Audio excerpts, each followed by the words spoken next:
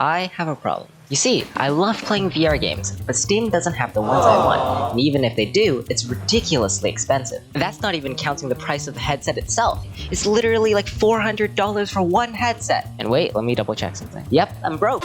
So what if we made our own headset? One that could theoretically support any game. Yeah, that was a terrible idea. All those tutorials, they just don't work. I'm trying, but it's fine. Actually hints in there. You want to sink like 5 hours into it like right now?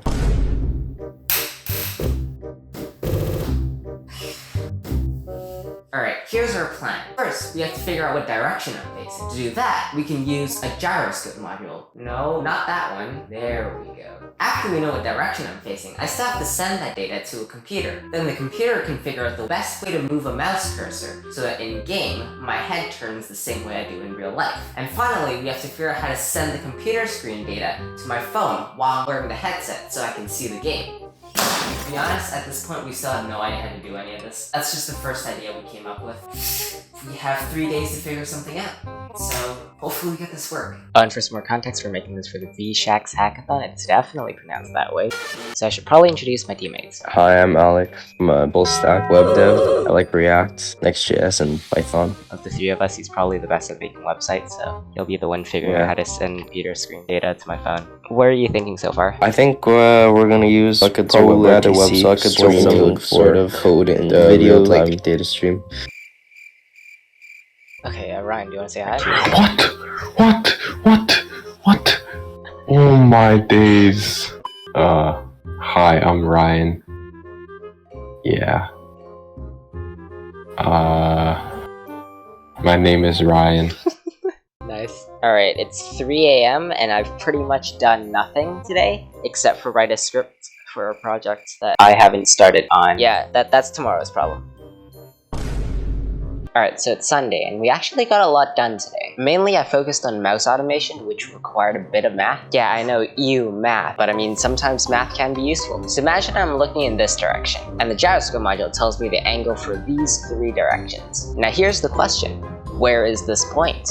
You might think you could just take these 3 angles and do some trigonometry with it, and yeah, that's basically what you're doing. But it's still kind of weird to think about. Imagine we're looking at it head on, right? The person starts by looking straight forward, and then suddenly they turn their head this way. Now in 3-dimensional space, we have the yaw, pitch, and roll, but we need to convert those angles into x, y, and z. And we can use the x and y to figure out how much we have to move the mouse so that it would simulate the person's head turning. And it really just comes down to these 3 functions. You plug in the angles, which tells you where the point is going to be in 3D space, which tells you how much to move the mouse. Alright, so I don't have the Arduino, but I asked Ryan to send me test data. First run.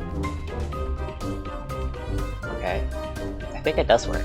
Yeah, I think that's about what I did. Let's go! Okay, and then that happened. I don't know if that's part of it. Is that part of it? Like this? I'm pretty sure, yeah. Because I was trying to see which variable was changing. Okay, that means it's working. We're not totally screwed. Okay. It might just be the sensitivity. I don't think it's the sensitivity, Ryan.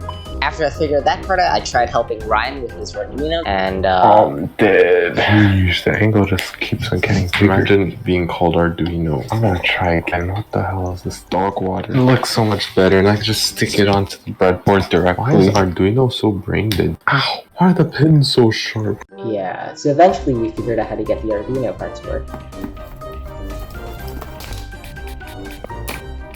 Then we tried using the code while playing the game. That's an Arduino cereal moment. Cereal? Let's go. I'm hungry. Did you say cereal? I'm hungry. Okay. Alright, we started the code. We're gonna start this. Okay, let's see this. Something's happening. Let's see this. Let's go. Hints in your code. Oh my god. God. It's so good. You can see it's really scuffed, but hands-free. It's so good. It's I connected. take back everything I said. Okay, You should be at Harvard Elementary. So yeah, we got the Arduino part to work. All that was left was for Alex to figure out the video part. And only a couple hours later... So before I was trying to send a media stream, but then I realized that you could use a library in JavaScript on the server side, which interfaces with a camera and then sends each frame of the video to the client. Should be working now. There we go. It's a little bit scuffed right now because it's set up for a mobile display.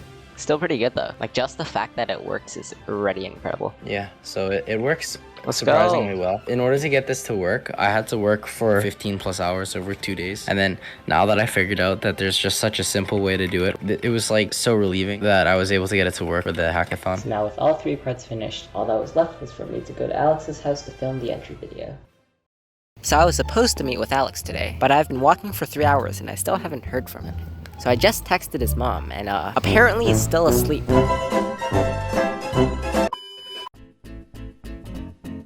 So we just wasted 3 hours of precious time and we still hadn't recorded the last part of our entry video. But with mere hours left to spare, Alex and I put the final touches on our project, and after many attempts wearing the headset, this happened. Yeah, the mouse is taped to the table, yeah. The ultimate test of the VR. Alright, ready?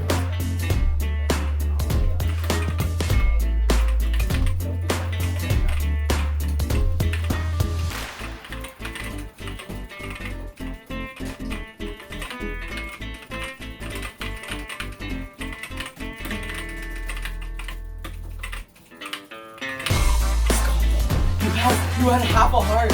Really? Yeah. Oh, okay. And I actually tried that time too. Okay, let's go get it. Special thanks to Alex and Ryan who completely carried this project. Thanks for watching and I'll see you in 2 years.